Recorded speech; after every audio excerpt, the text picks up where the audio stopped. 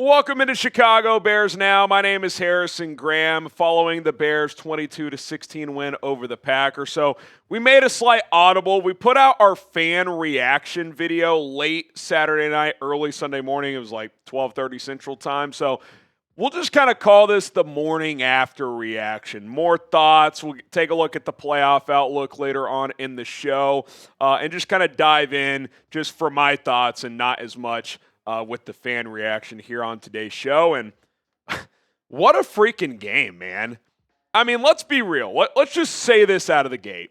Two things. One, the Bears had no business winning that game. It's okay to admit that, guys. And two, that final few minutes of regulation and obviously into overtime is one of the craziest 5, 6, 7 minutes, whatever you want to call it, of an NFL game you will ever see. The Bears had a 0.5% chance of winning, I believe, right before the onside kick. I mean, they even screwed that up, the field goal. They needed to kick the field goal faster, and it took too long, and it went through the 2-minute warning, which forced them to kick the onside, which ironically kind of helped win them the game. So it was just a wild night. I know a lot of the raw numbers actually look pretty good. 400 yards, 6.7 yards per play is excellent, but for the majority of this game, and you see it with the penalties, some of them were garbage, but you still had way too many. This was a immediately and just from the beginning frustrating game. I mean, the first play on the kickoff, DeMarco Jackson jumps on the pile, gets a personal foul. Ben Johnson, I love the guy. He's awesome. He has changed this franchise. And we'll probably talk about this a little bit more at some point. But that 4th and a foot call on the opening drive to bring Kmet in motion under center and to snap it between his legs and to the running back and Drew Dahlman to airmails Kyle Monungai on 4th and a foot when you're getting push up front was just an absolutely egregious play call. And for the majority of the game, it just felt like they couldn't recover from that. I said it in the moment. I was like, God, that's the type of thing that can cost you a game. And you're lucky it didn't, but there's just something about this team. I don't know what it is. You can lean into like the TikTok theories of the Pope and, DJ Moore after the game saying Virginia McCaskey's looking down on this team. I don't know what it is, but there's something magical about the 2025 Chicago Bears. They don't win that game. They had no business winning that game. 0.5% chance showed you that. Like, even Jordan Love goes down, Malik Willis is just making plays, can't stop the run. You're just like, it's just not your night. Even this year, when the theme has been cardiac Bears, even I think most Bears fans would admit, it just didn't feel like it was their night. Like, you know what? They're making too many mistakes. They don't really deserve to win.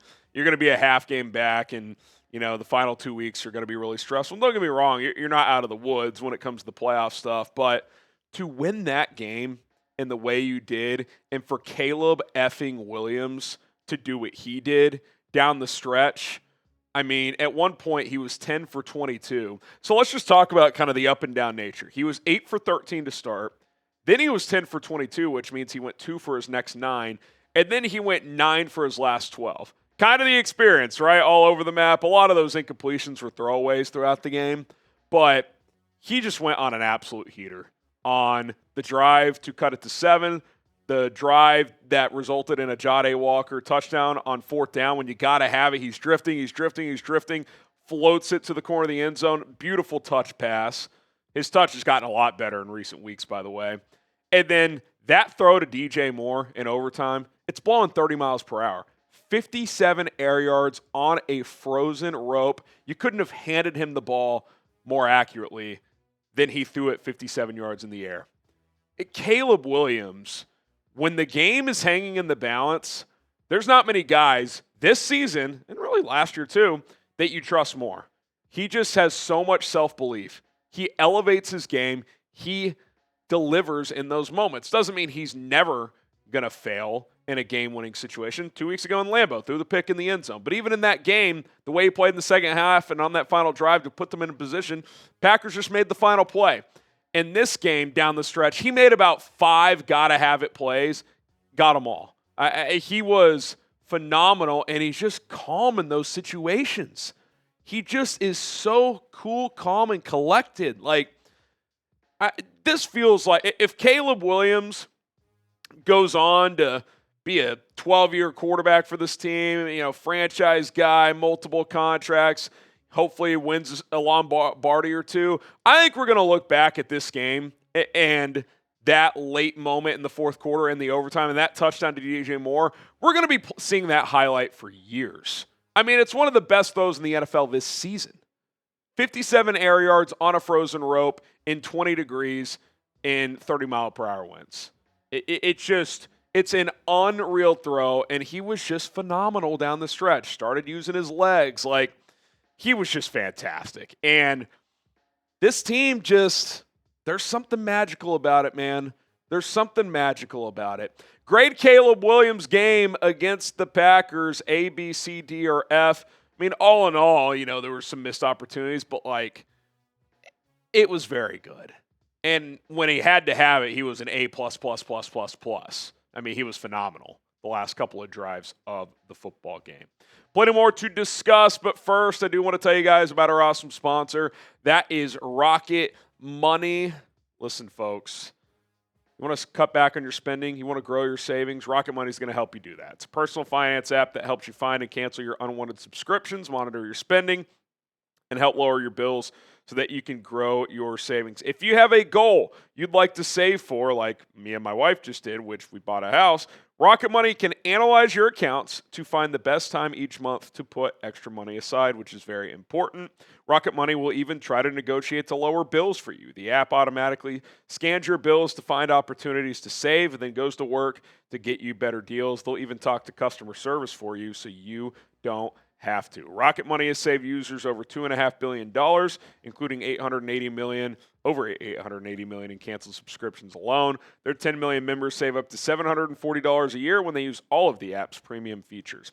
Cancel your unwanted subscriptions and reach your financial goals faster with Rocket Money. Go to rocketmoney.com/bears now. That's rocketmoney.com/bears now. One more time, rocketmoney.com/bears now. Save money with Rocket Money today. That link is in the live chat or the comments and description of this video, I should say. Okay, some more thoughts. We hit it. DJ Moore, last 2 weeks, just stepping up, right? Rome Odunze's out tonight or Saturday night. Luther Burden was out as well.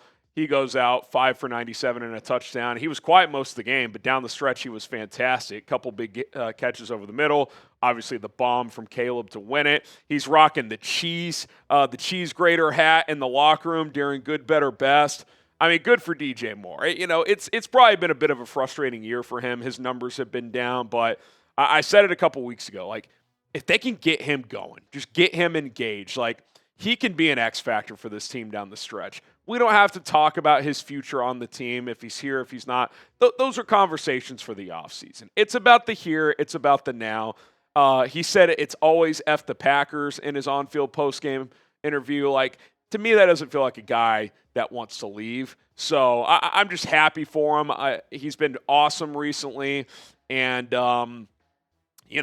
he might be your top guy down the stretch of this season. So that's awesome. What a moment for Jahdae Walker. You knew he was going to have to play some tonight. No Burden, no Rome. And they definitely seemingly played him more than Devin Duvernay in this ball game. Had a nice catch early over the middle. I think it was Caleb's first completion, actually, on his third read. Got back to Walker over the middle for about 17 or 15, I should say.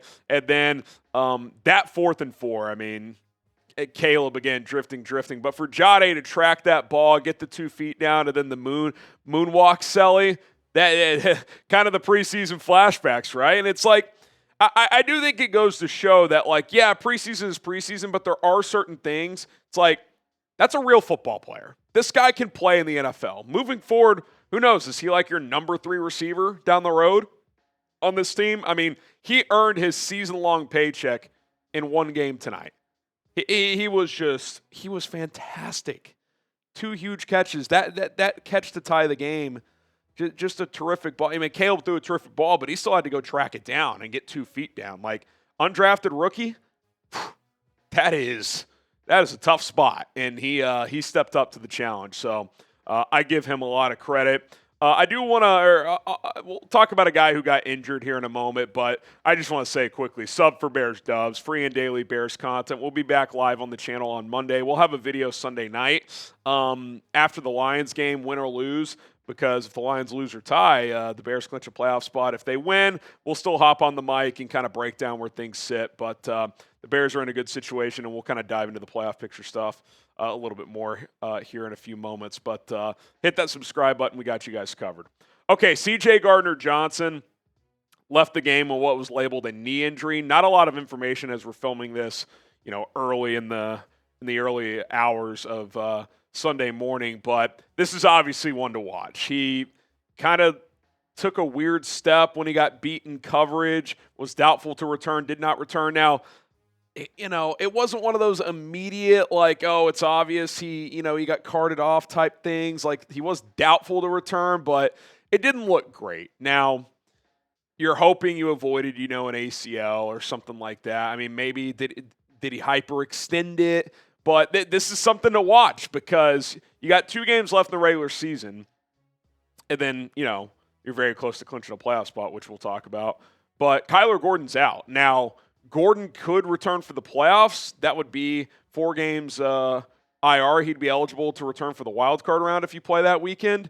But if CJ has a serious injury here, you're down to Nick McLeod at nickel, which, look, McLeod plays hard, but, it's a major drop-off from Kyler Gordon and CJ Gardner-Johnson to Nick McLeod. So this is something to keep tabs on. We will cover it as information comes in, but that is a potential major loss because he's been fantastic since the Bears signed him in the middle of the season. So we will continue to monitor that. Other guys defensively, I thought TJ Edwards had a good night, 10 tackles, had a huge TFL, or maybe it was a no gain on Malik Willis when he tried to scramble on that bootleg to the left late in the game, forced the 4th down, and then Willis dropped the snap, and the Bears were able to get the ball back in overtime. He was really good.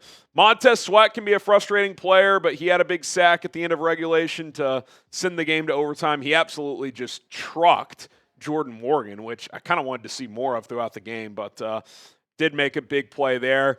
Look, the defense, I didn't think they played great in this game, but they forced a bunch of field goals. They did just enough to keep the Bears in the game, right? Because for the majority of this game, the Packers were in control. They had the ball way more. They were getting first downs. They were getting in the red zone, but they kicked too many field goals, and in the end, they kept that door open, and the Bears were able to take advantage. I also got to shout out Cairo Santos. Got a game ball from Ben Johnson after the game, well-deserved.